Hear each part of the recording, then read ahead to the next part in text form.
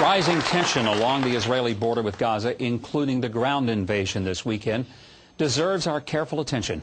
But for most Americans, it's hard to understand the very unique situation that exists. In August, I visited Israel for the 10th time.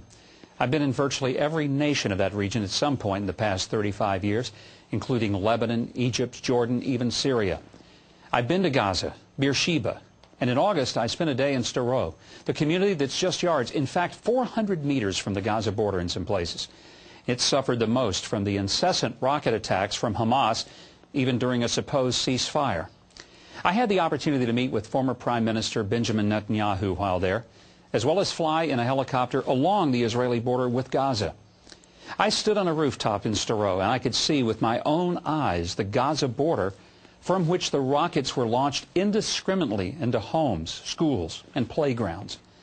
I stood in the homes where ceilings were punctured by rockets fired into homes. And I looked at the stockpile of those rockets collected behind the police station. I actually held one of them in my own hands. Now, for those who don't understand the Israeli decision to use military force against a Hamas government that even our own State Department recognizes as a terrorist organization, let me try to put it in perspective.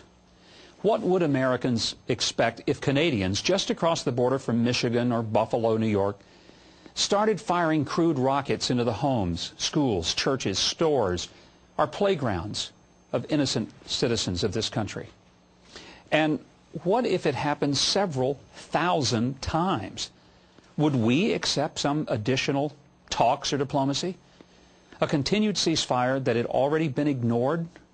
I'll tell you what, we would be demanding that we respond as a country swiftly and strongly. Now, I know that the photos of civilian casualties and collateral damage in Gaza among the Palestinians are very disturbing, and it's hard to watch it.